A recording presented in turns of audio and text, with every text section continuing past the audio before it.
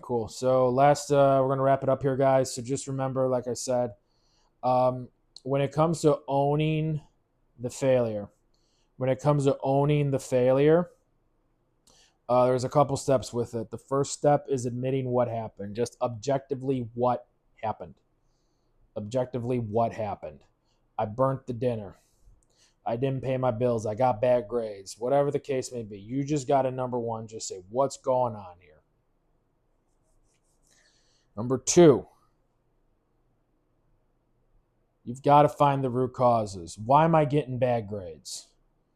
I'm smoking all night. I'm drinking all night. I ain't going to class. I ain't doing my assignments. I ain't reading. So you found the root causes. You got to find those root causes, guys. You got to find those root causes.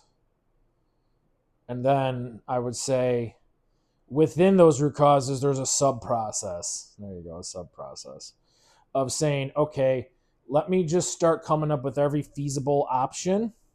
And then within each of those options, there's another process of saying, where's the evidence to support this is a root cause? Where's the evidence to support this is not a root cause?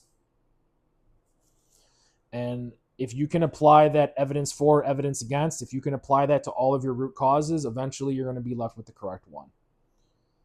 Now, at the same time, you might have to revisit that list over and over and over again. If you do, that's fine. I've had to add there's some situations in my life where the root cause list is it's pretty damn long, and I've added and removed and re-added and re-removed and triple added and triple removed. It just goes around and around, man. It just goes around and around. But eventually what's going to happen is that list is going to get shorter to the point where it's actually the 3 or 4 things that actually are causing the issue. It actually is going to get that closer to it. So you've got to eliminate the possibilities in that situation. If you can eliminate the possibilities, you are heading towards the solution. I promise. You're going to walk away with one thing from today's lesson is that eliminating possibilities moves you to the solution. And then number 3 is, what did you learn about yourself? What did you learn about the situations? Because you can have the root cause of saying, well, I'm not doing my homework, or I'm smoking and drinking all night. Okay, cool. What did you learn about yourself? Why are you doing that? Why did you decide to pick up that bottle or pick up that bowl instead of picking up that book? Right? What's going on? Why are you choosing A instead of B? You got to find all that. You got to learn about yourself. You've got to learn why you took those options. You got to learn why you took that path. You've got to learn about yourself. You've got to get lessons learned. Even if it's something as simple as just a study strategy. Saying, okay, I'm going to get up at this time. I'm going to have this much coffee, this much food, and I'm going to read for this long. Maybe you didn't give yourself enough time to read. Now you've learned. Maybe you didn't sleep enough the night before. Now you learned. And then number 4, you have to put it into practice. You have to apply that knowledge. You have to apply that knowledge. If you say, I'm getting bad grades, and it's because I'm not studying enough, and you say, okay, I'm not studying enough because I'm not giving myself enough time. So you learned that 45 minutes a week is not long enough to study. You learned that maybe you need to spend 4 hours a week studying. But if you never actually pick up that book again to give it another spin, to give it another go, you didn't get anything done. You've got to put the knowledge into practice. You've got to apply those lessons learned, even if it's in a future date. Because here's the thing about it, right? You could be on summer break saying, man, I got all these situations and I knew I messed up last semester, but I'm ready to hit it next semester. Cool. There's your goal right there. So August 31st, whenever the semester starts, you're going to say, I'm going to be on top of my homework. That's when you're going to start putting it into practice. Put it into practice when the semester starts. You might not be able to start it up today, but when the time comes, you must.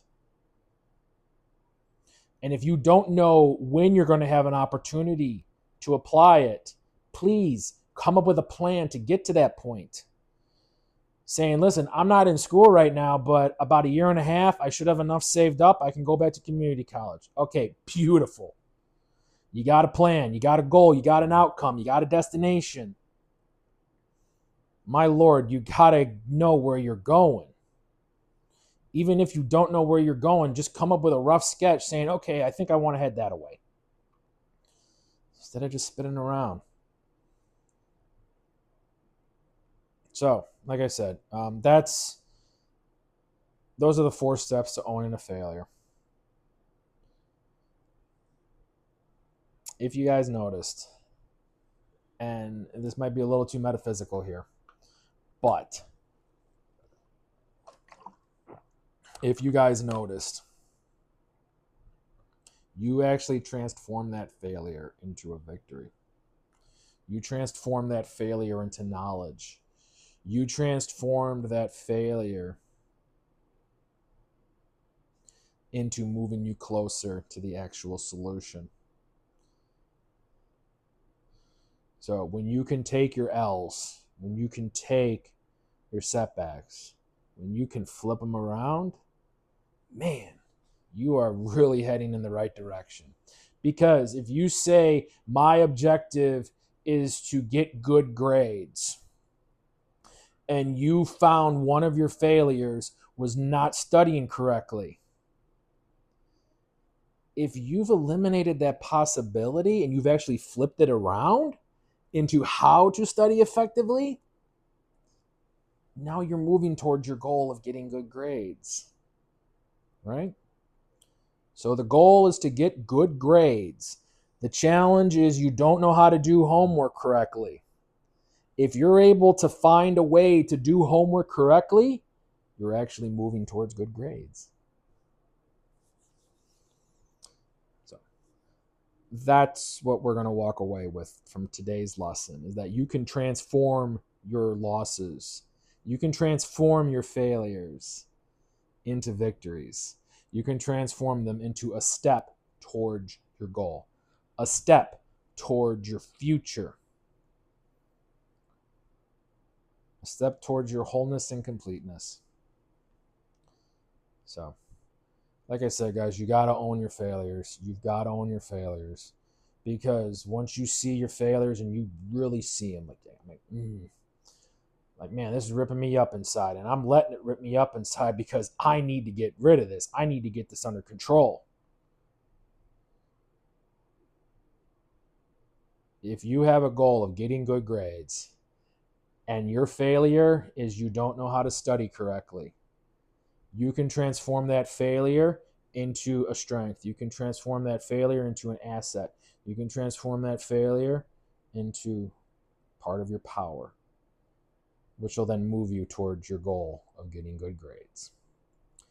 So, guys, failures are absolutely positively not final. They're absolutely positively not bad. You can learn from a failure. Some failures are probably a little bit harder to learn from others, but I believe that 85% of what we consider failures or losses, they're just learning opportunities. They're just learning opportunities. And if you're able to learn correctly, worst case scenario, you learned that option doesn't work. You are moving closer towards your goal. And if you get lucky enough, you can look at that loss, you can look at that failure and say, you know what? I actually learned why it happened, and actually I've turned that into one of my strengths now. I had a hard time doing homework.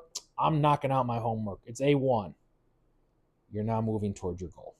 Your goal is to get good grades. You suck at doing homework, but you figure out how to be good at homework. Now you're moving towards your goals. Now you're moving towards good grades. And it started by looking at the failure, by owning the failure. Own the failure, guys. I promise. It's only going to help you. All right, guys. I will see you for the next lesson. Thank you so much for being here. And I hope you guys have a good rest of your time. until we meet each other again. Take care.